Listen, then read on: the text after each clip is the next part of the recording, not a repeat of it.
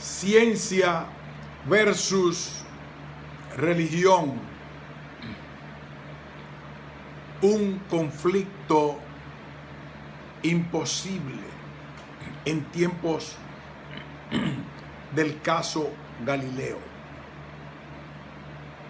Un ensayo de José Ramón Jiménez Cuesta. Introducción.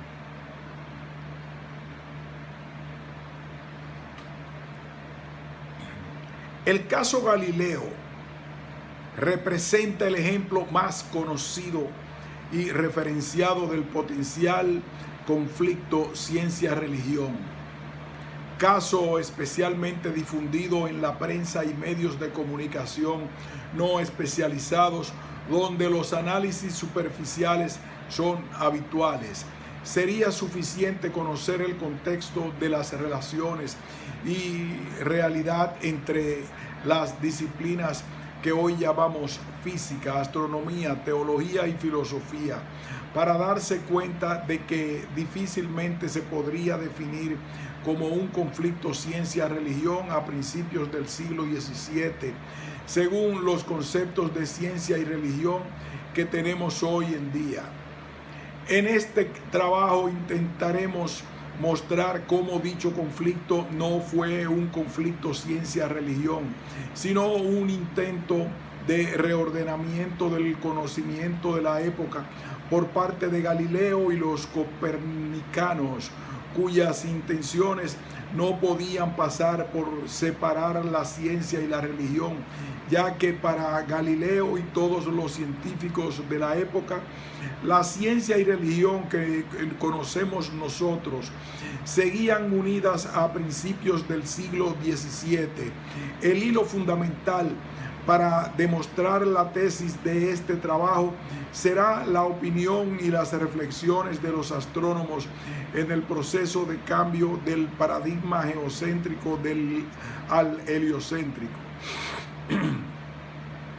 La visión de los astrónomos aclarará, a mi juicio, la realidad conceptual que se vivía en dicha época e invalidará la tesis del conflicto ciencia-religión. Primeramente dedicaremos un apartado a las controversias científicas que implicaba el cambio del sistema geocéntrico al heliocéntrico, incluyendo una sección donde estudiaremos dicho cambio en el contexto del caso Galileo. Dichas cuestiones son absolutamente necesarias para entender el fenómeno a estudiar. Después dedicaremos un apartado al punto de vista de los astrónomos de la primera mitad del siglo XVII, para finalizar con una discusión sobre el tema. Debemos señalar que no estudiaremos el caso Galileo en sí, sino solamente las cuestiones científicas vinculadas al mismo que tengan relación con un conflicto ciencia-religión. Lo ocurrido directamente en dicho caso, ampliamente estudiado, Artigas, Ichea, Beltrán, Drake, Gingerich, Jiménez, no es objeto de interés en este trabajo. Controversias científicas en el camino del geocentrismo al heliocentrismo. Hasta que Copérnico realizó sus publicaciones proponiendo el modelo heliocéntrico, Comentarius en torno a 1508 y de Revolutionibus Orbium Celestium, los modelos astronómicos en vigor eran geocéntricos. El modelo cosmológico de Aristóteles explicaba la realidad física de los planetas y el Sol girando alrededor de la Tierra, mientras que el modelo de Ptolomeo incluía complicadas combinaciones de movimientos del Sol y los planetas alrededor de la Tierra para poder predecir sus movimientos, cuestión que no lograba el modelo de Aristóteles. Kuhn, 1957. En la historia de la ciencia suele ocurrir, como en otras disciplinas de la historia, que la historia la escriben los ganadores.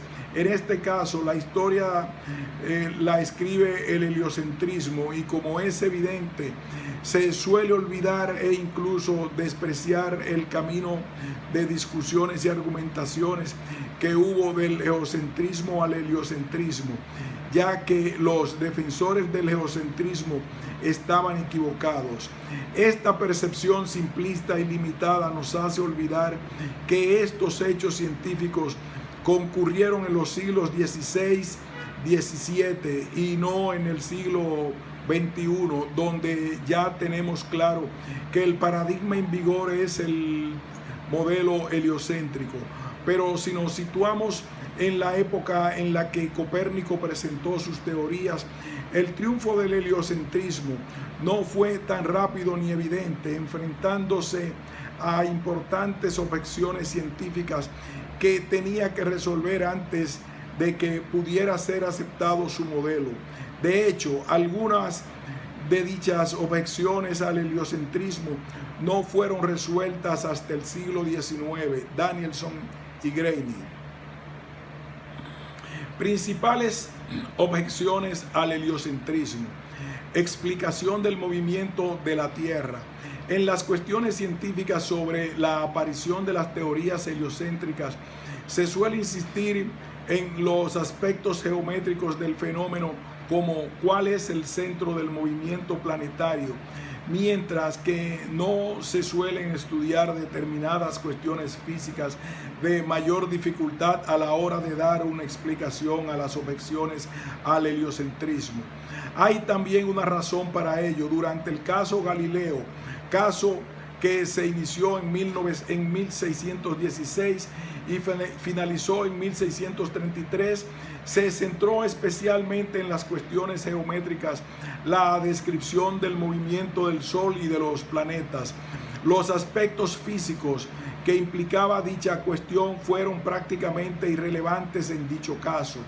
En el modelo aristotélico y tolemaico, la Tierra estaba inmóvil en el centro del universo, y echarla a andar, como hizo el heliocentrismo, originaba un problema de considerable magnitud. Como explicamos en el movimiento, si difícilmente conseguimos explicar los movimientos de los objetos en la Tierra, ¿cómo se explica la posibilidad de mover una masa tan grande como la Tierra?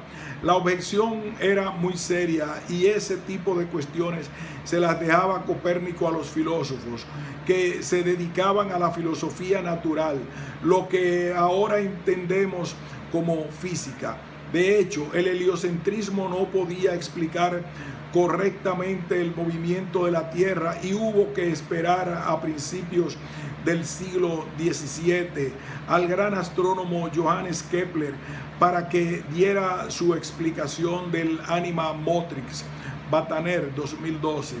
El primer intento serio de explicación científica al fenómeno, según Galileo, el creador dejaba caer los planetas hacia el Sol y les dotaba de unos giros que adecuaban el movimiento alrededor del Sol en función de la velocidad de caída hacia nuestra estrella. Rein, 2009. Fue hasta finales del siglo XVII cuando Newton propuso la ley de gravitación universal, que proporciona una explicación convincente al problema. El fenómeno del paralaje estelar. Había una cuestión que dominó la problemática de la nueva astronomía durante mucho tiempo, y de hecho no fue solucionada de manera definitiva hasta el siglo XIX.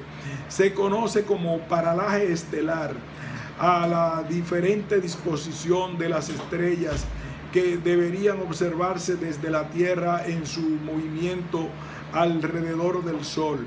Así, la situación de las estrellas en la bóveda celeste debería diferir de junio a diciembre.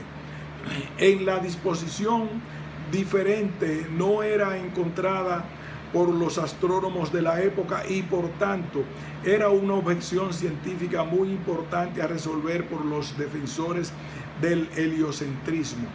La única solución compatible para que la Tierra girase alrededor del Sol y no se detectase el paralaje estelar era que las estrellas estuvieran a una distancia gigantesca que no permitiese detectar el paralaje con los instrumentos de la época, Danielson y Grady. Dicha distancia obligaría a tener estrellas de tamaño colosal, cuestión inconcebible para la época. Si la disposición relativa de las estrellas no cambia durante el año, la solución para la mayoría de los astrónomos no copernicanos era que la Tierra no podía girar alrededor del Sol. Esta controversia fue el elemento principal que disputa entre geocéntricos y heliocéntricos durante el siglo XVII y es conocida como la gran controversia cosmológica del siglo XVII. Como veremos más adelante, el estudio histórico de esta controversia permitirá clarificar la realidad del hipotético conflicto ciencia-religión que surge con la nueva astronomía. El problema del tamaño de las estrellas. El argumento más demoledor contra el universo copernicano surgía al considerar el tamaño de las estrellas. Al contemplar el firmamento, las estrellas parecen tener un pequeño diámetro, dada la anchura y la distancia a la que se encuentra el astro. Un razonamiento geométrico simple permite calcular su tamaño. En los modelos geocéntricos, las estrellas se encontraban justo detrás de los planetas, lo que implicaba unas dimensiones similares a las del Sol. La hipótesis copernicana, sin embargo, requería que las estrellas se encontrasen mucho más alejadas, lo que entrañaba un tamaño descomunal, cientos de veces mayor que el del Sol. Para justificar esas distancias y tamaños desmesurados, los copernicanos apelaron a la intervención divina. Hoy sabemos que el diámetro aparente de las estrellas no es más que un efecto espurio producido por la luz al pasar por la pupila o la abertura de un telescopio. Pero dicho fenómeno no llegó a comprenderse hasta 200 años después. El cambio de paradigma geocéntrico al heliocéntrico mantuvo su problemática científica hasta bien entrado el siglo XVII. Basta leer Danielson y Grady, 2014, la opinión del gran científico Robert Hooke en 1674. Si la Tierra se mueve o se halla en reposo, ha sido un problema que desde que Copérnico lo resucitara ha ejercitado el ingenio de nuestros mejores astrónomos y filósofos. No obstante, no ha habido ninguno que haya descubierto esa manifestación cierta de lo uno ni de lo otro. Galileo y su concepto de la ciencia. Como es conocido, el caso Galileo finaliza con la condena a prisión de Galileo en 1633, conmutada posteriormente por una pena de arresto domiciliario a perpetuidad por su defensa del heliocentrismo. Gingerich y Lerner, Grosselin, Martínez. Esto no significa, como se ha insistido incansablemente desde finales del siglo XIX, que Galileo concibiera separadas lo que entendemos como ciencia y religión. No. Galileo creía en la supremacía de la teología y que solo Dios se explicaban los fenómenos más elementales de la naturaleza, interviniendo en la regulación de los mismos. Ya hemos indicado la opinión de Galileo sobre cómo Dios formó el sistema solar, explicación más cercana a la teología y completamente alejada de lo que entendería la física actual. Galileo buscaba una filosofía compatible con la ciencia. según la entendía él.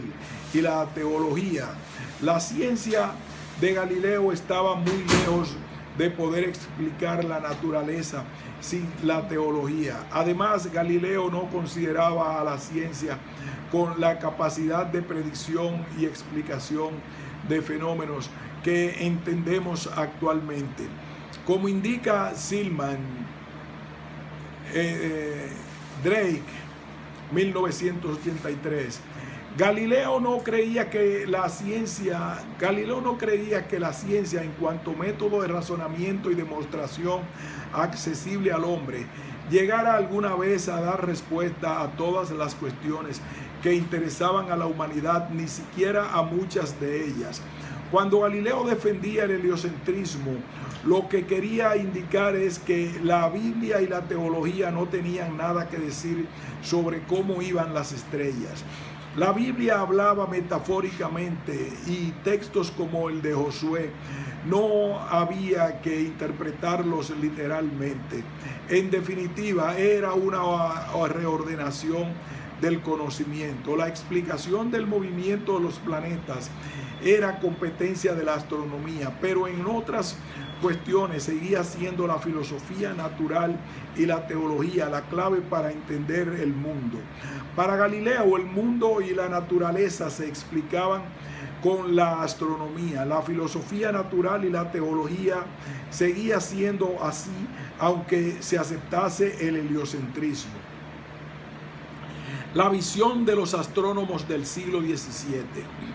Alrededor del caso Galileo se ha debatido sobre muchísimas cuestiones, pero es difícil encontrar textos que refieran cómo era la astronomía de principios de mediados del siglo XVII y más concretamente saber cómo hacían ciencia los astrónomos, cuando es un tema fundamental para lograr contextualizar y entender los hechos. Se ha analizado con profundidad el papel de los cardenales que formaban los tribunales del índice y de la Inquisición, la intervención del Papa Urbano VIII, el conflicto entre jesuitas y dominicos, el caso de Giordano Bruno, el conflicto entre católicos y protestantes, Artigas y Chea, Beltrán, Gingrich, Lerner y Grosselin, 2009, Martínez, 2009. Todo ello para intentar explicar el ataque de la religión hacia la ciencia, pero dejando sin analizar un aspecto fundamental, como se resolvían las controversias científicas que originaba la nueva astronomía. En la primera mitad del siglo XVII, la mayoría de los astrónomos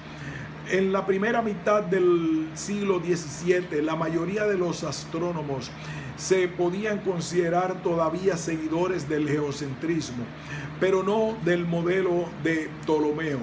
El Sol, la Luna y los planetas giran alrededor de la Tierra, sino del propuesto por Tycho Brahe a finales del siglo XVI. La Luna y el Sol giran alrededor de la Tierra, mientras que los demás planetas giran alrededor del Sol.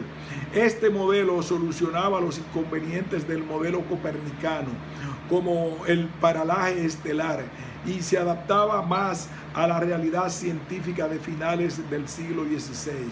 Danielson y Greaney, 2014. Los seguidores de la idea copernicanas eran una minoría a pesar de las argumentaciones e importancia del personaje como Galileo y Kepler. En 1651, muerto ya Galileo, el astrónomo Giovanni Battista Riccioli publicó una importante obra, Almagestum Novum, que no desvela cómo opinaban los astrónomos de la época, Danielson y Greaney.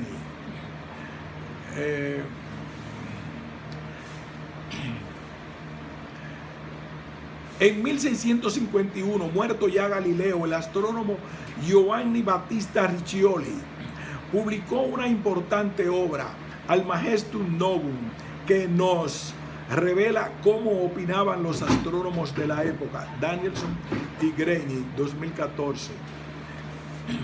Los astrónomos que atacaban el heliocentrismo alegaban que la ausencia de paralaje estelar y el tamaño colosal de las estrellas a que ello obligaba hacía inviable el modelo heliocéntrico.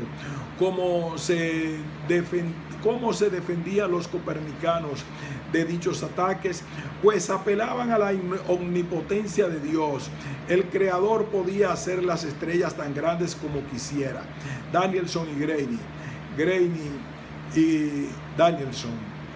Esto molestaba notablemente a Riccioli, astrónomo geocéntrico, que no podía negar que Dios podía hacer las estrellas tan grandes como quisiera, pero que no se sentía en absoluto satisfecho con ese argumento. Riccioli no ponía en duda el poder de Dios, pero rechazaba esa manera de pensar.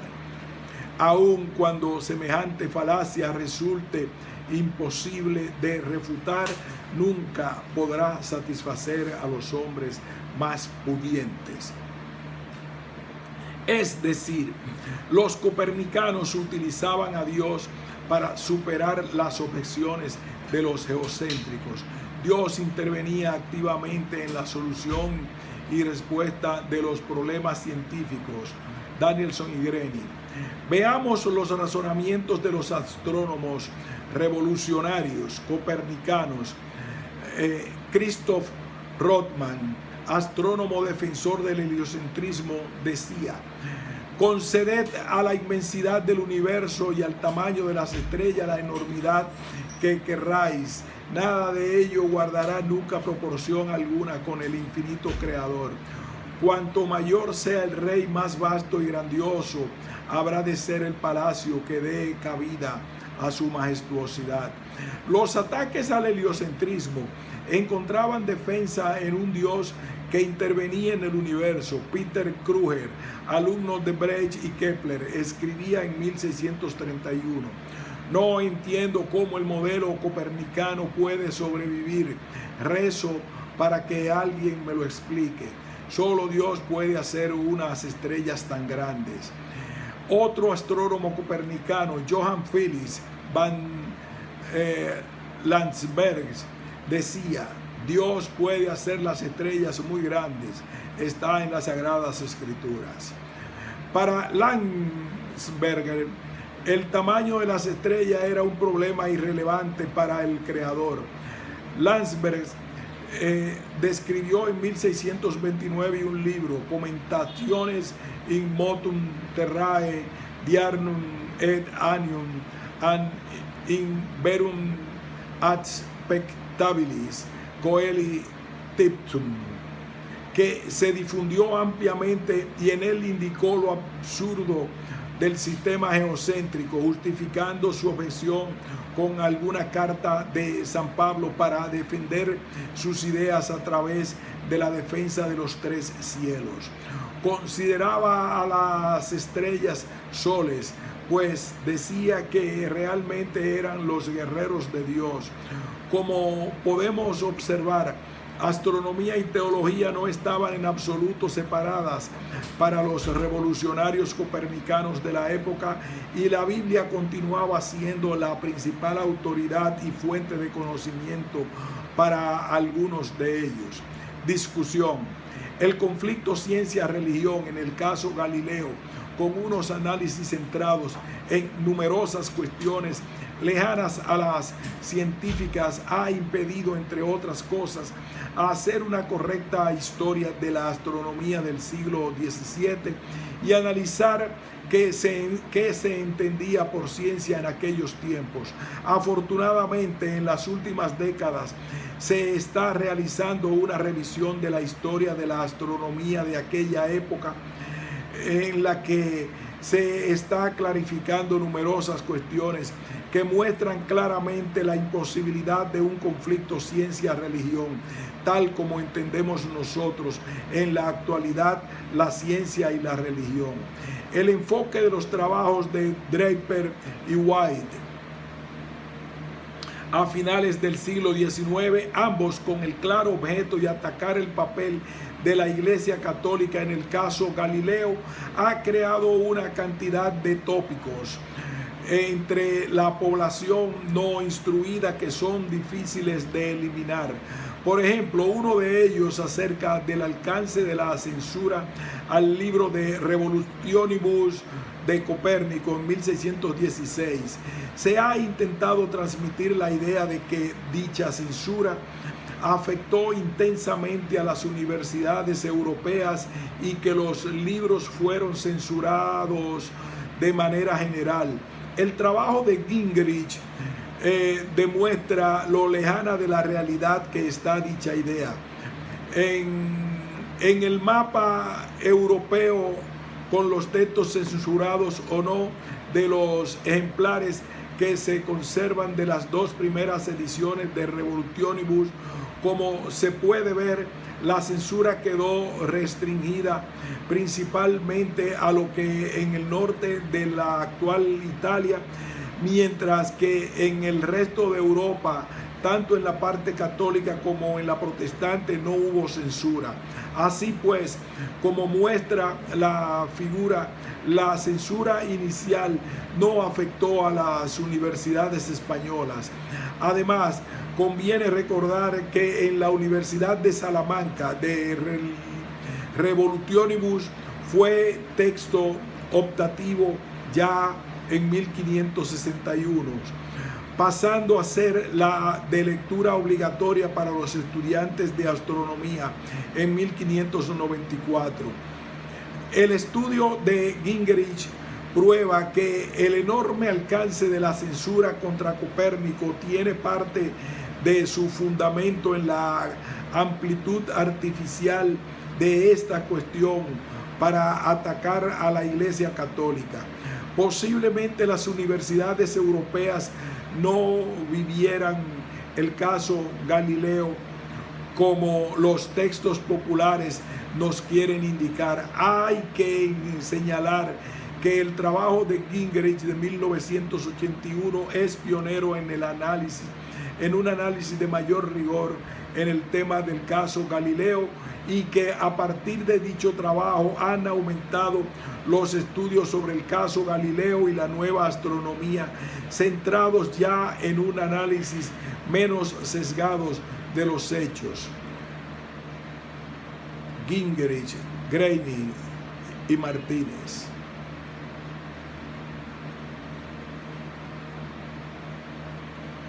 Un estudio más profundo sobre las cuestiones científicas que implicaba el paso del geocentrismo al heliocentrismo y de los puntos de vista de los científicos de la época demuestra con rotundidad que la ciencia y la teología no estaban separadas en absoluto. El camino iniciado por Bacon, Galileo, Kepler y Descartes en las primeras décadas del siglo XVII era el comienzo de una visión sobre la ciencia que acabaría siglos después en la separación de la ciencia y la religión, aunque para ellos no estuvieran separadas. No solo hay que añadir que la mayoría de los científicos de la época eran gente profundamente religiosa, sino además utilizaban al Creador para resolver determinadas problemáticas científicas. En la actualidad hay científicos con convicciones religiosas, pero evidentemente separan dichas convicciones y creencias personales de su trabajo científico. En el siglo XVII no sabían cómo había formado el sistema solar según lo que nosotros conocemos, pero Galileo especulaba sobre cómo lo había hecho Dios. Les era inconcebible pensar en distancias casi infinitas y tamaños descomunales de estrellas, pero Dios les resolvía el problema. Pensar que los astrónomos de aquella época vivían un conflicto ciencia-religión es de una tremenda ingenuidad.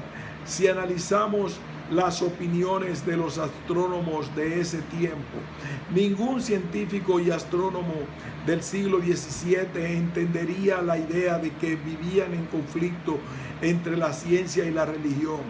No comprendían que les habláramos de un conflicto entre dos herramientas del conocimiento separadas, la ciencia y la teología.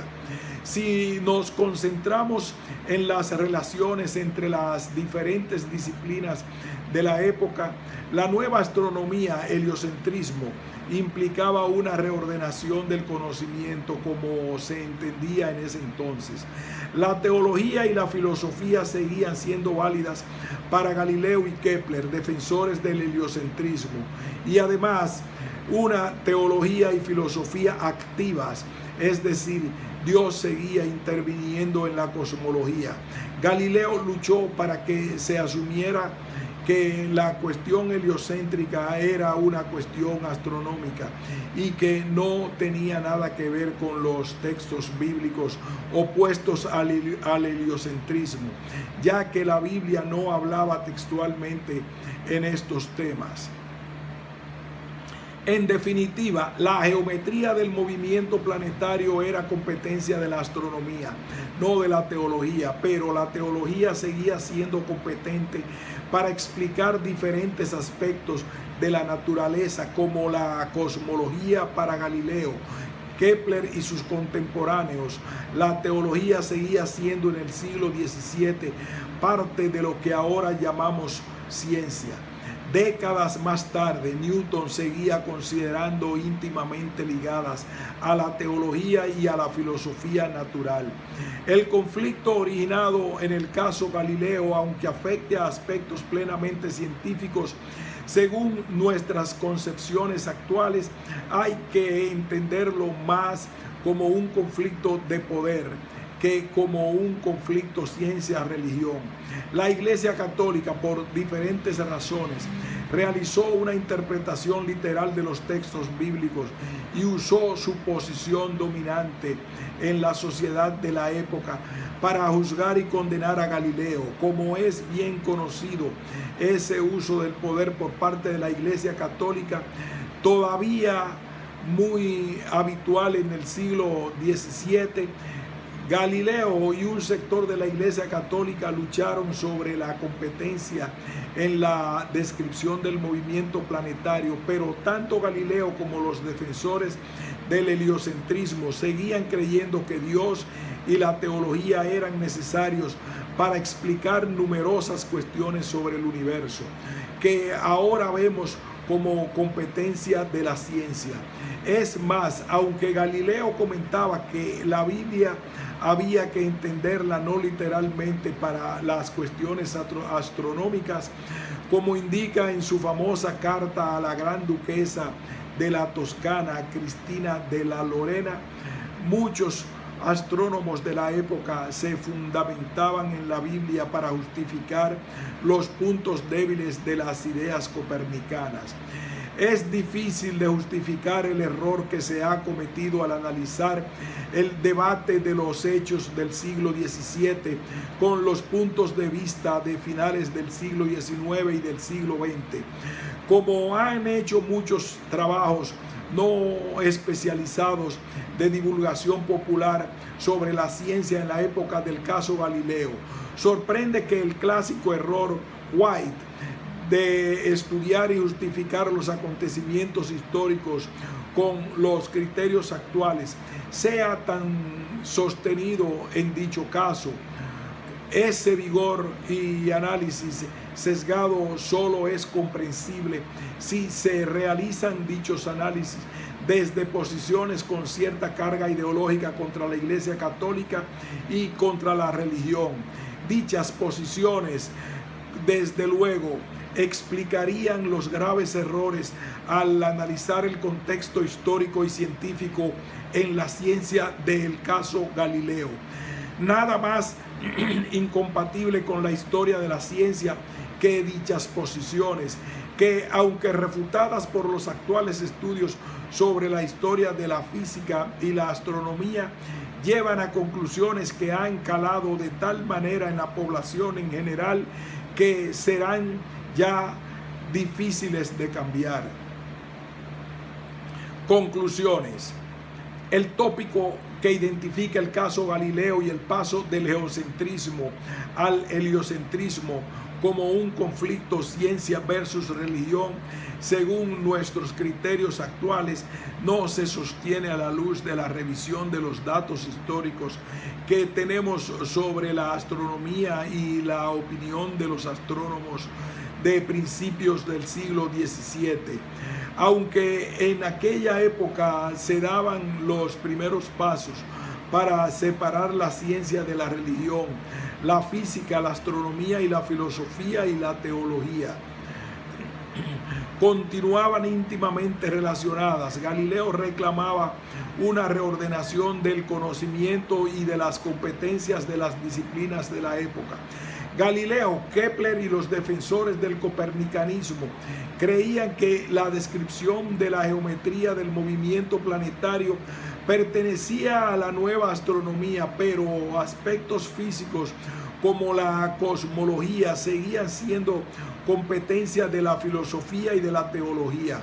Muchos de los defensores de las ideas heliocéntricas justificaban con Dios y con la Biblia las objeciones científicas del heliocentrismo.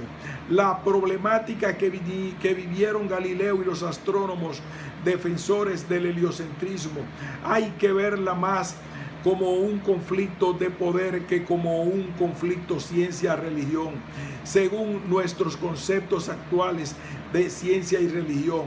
La insistencia injustificada por parte de los medios populares no especializados en presentar el caso Galileo y las polémicas científicas que surgieron con la nueva astronomía a principios del siglo XVII como un ejemplo del conflicto de la ciencia contra la religión, solo encuentran explicación en posiciones cuyos objetivos estarían lejos de los que la historia y la física y la historia de la ciencia se plantean. Fin de este ensayo.